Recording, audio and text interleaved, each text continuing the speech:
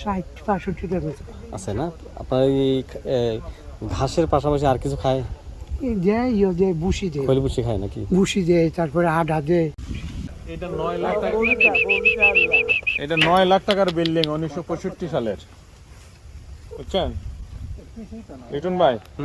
ইয়ে কইছো কিছু না, 9 লাখ টাকার বিল্ডিং 1965 সালের।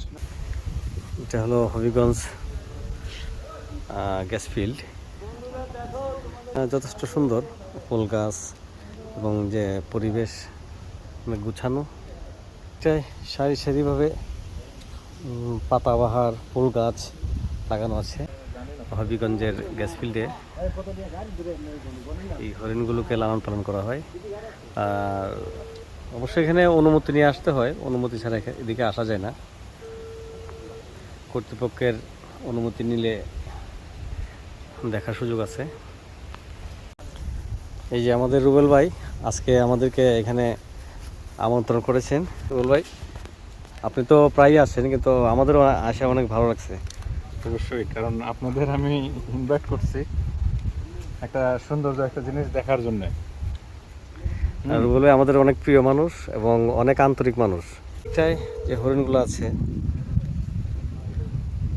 প্রায় 200-250, এখন মনে হয় কিছু কম, তবে 200-250 ছিল মনে হয় আগে। এখন সম্ভবত 100 নিচেই হবে। এগুলো আছে। নাম ধনুচন্দ্র দাস।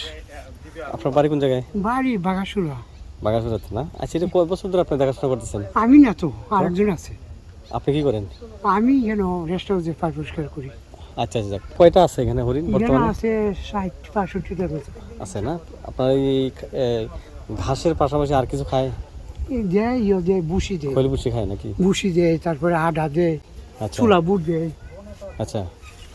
সকালে সকালে দেয়, তারপরে গাছও দেয়। আপনি কতদিন ধরে কাজ করছেন এখানে? জানো আমি তো 20-30 বছর কম না। অনেক বছর, 20-30 বছর।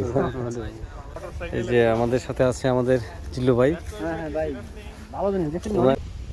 এরকম আমি এগুলো দেখছি সিঙ্গাপুর পাওয়া যায়। নাহিদ ভাই আছে। ওই সিঙ্গুলাটি দাঁড়ায় না, সিঙ্গুলাটি ওই সিঙ্গুলাটি আছে না, সিঙ্গুলাটি ভাই আইসেন, আপনার বন্ধু বান্ধব সবাই নিয়ে আসবেন, কোনো সমস্যা নেই। আসলে আমরা ঘুরবো প্রতি শুক্রবার, ঘোরাঘুরির দিন আমাদের।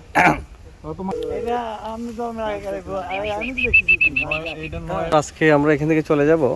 আপনারা যদি আসেন অবশ্যই পারমিশন নিয়ে অবশ্যই আসতে হবে। এখানে আসলে আপনারা এখানে যে হরিণগুলো আছে আর এখানে গাছপালা আছে বিভিন্ন রকম দেখতে পারবেন।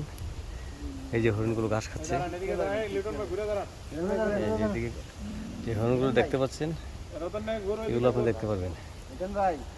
ধন্যবাদ সবাইকে, ভালো থাকবেন। আসসালামু আলাইকুম।